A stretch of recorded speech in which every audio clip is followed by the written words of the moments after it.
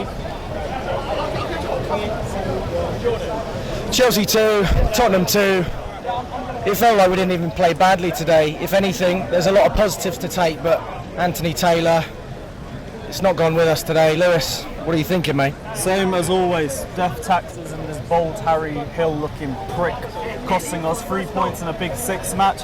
Yet again, same old shit. Well, am I going to repeat myself? It's going to be the same thing as the United game back in 2020, Liverpool last season, the not one but 2 FA Cup finals that this guy has cost us. Yet again, we're looking at a Big Six game saying Anthony Taylor, the referee, cost us in both games. There's another one where you're right, Tuchel did coach a win.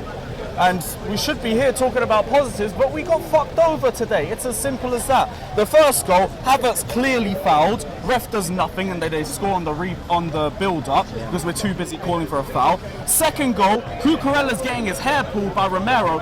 VAR, of course, Mike Dean isn't going to see it. The Tottenham fan himself, of course, he's not going to fucking notice that. And then they score yet again afterwards. Same old bollocks. And at least this time I'm not angry at the team. I'm not angry at the performance. Yeah, we still kind of lack that bit of end product in the final third from our attackers. But other than that, it was fine. Defensively and in midfield, Tottenham were not breaking us. That first half was brilliant from us. Defensively, absolutely solid. Jorginho and Kante dominating the midfield. Even going forward, like, we're still making some sorts of chances, even though like that's the only area that we still need to see improvements in. It was a good performance from us.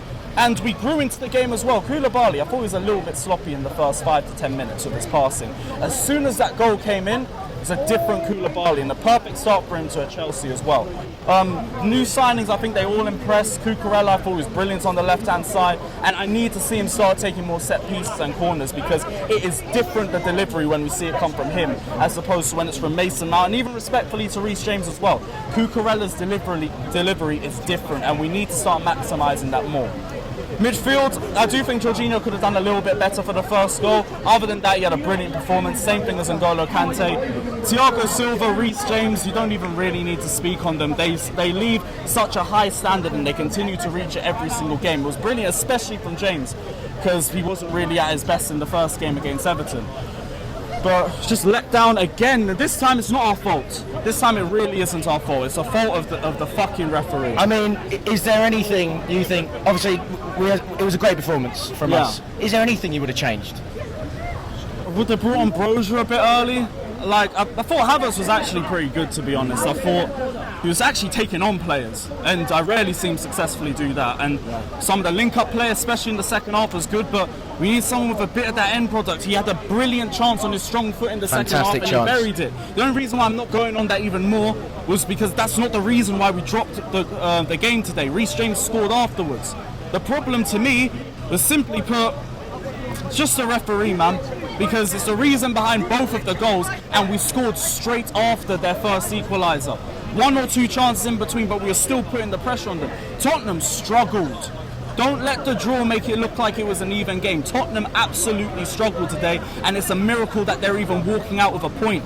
And the reason why is because it was 13 versus 11. They had the VAR in their back pocket, they had the referee in their back pocket, and then they're going out there celebrating a draw like it's a good result. This Tottenham is not the Tottenham that was hyped up to us. We were told we were facing a different Tottenham Hotspur. Antonio Conte is going to get the best out of them. They're going to come. I was told by one fan that they would dominate possession here. Are you mad?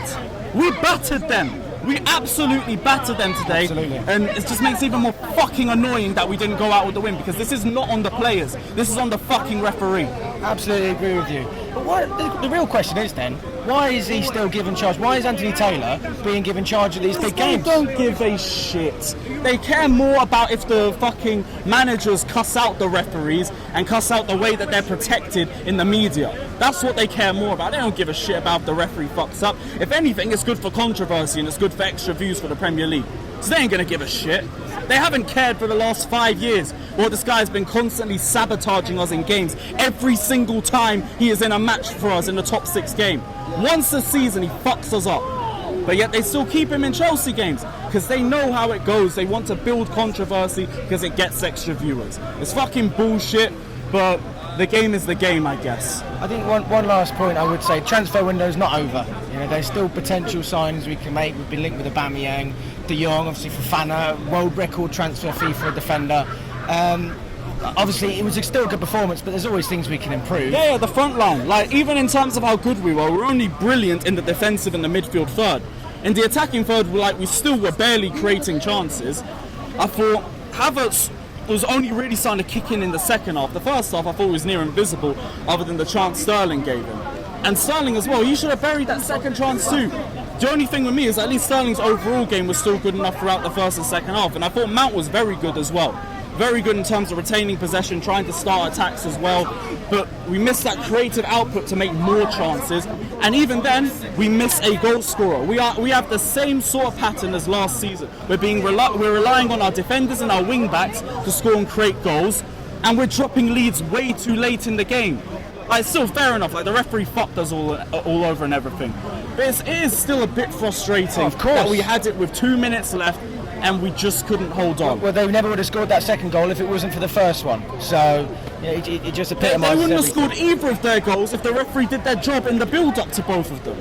That's why I still, even with all the little minute parts that I do think the team could have improved on, this is not their fault today. And I'm the first one to criticise the team when they flop. I'm the first one to go at individuals when I think they're not pulling their weight up. I thought they all did. Even if like some bits of end product weren't good enough, they all pulled their weight. They were all fighting from the first minute to last. The work rate was excellent. They did all they could and they left everything out on that pitch. But they are probably going to be even more frustrated than we are. Who would you say the man of the match was today? James. Even from right centre back, I thought like we were kind of restricting him by playing in that position.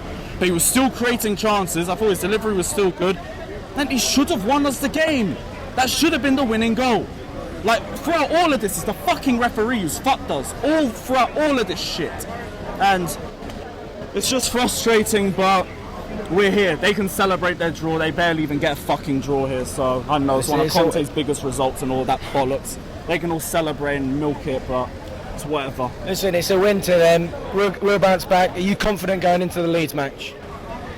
It's Leeds, and so I should be. I don't know, because we weren't convincing against Everton. The only thing is I could say if Leeds come out and they try and give us a game, I do think we could end it early, but that's the only way. Like, if they end up sitting back against us, it could be another frustrating game. But I don't know. This would have been perfect for us because we've had a win against a top 6 side and it would have built confidence for us. And now we're sitting here, we're still waiting for we're not waiting for our first one, I forgot that even the Everton game didn't feel like a victory. But we're waiting for a convincing victory. We've had a convincing performance and not a victory. And we've just had a win against Everton. We need them both to be able to click, and hopefully Leeds is the game for that. Fair enough, buddy. Thanks for coming on, mate. Appreciate that.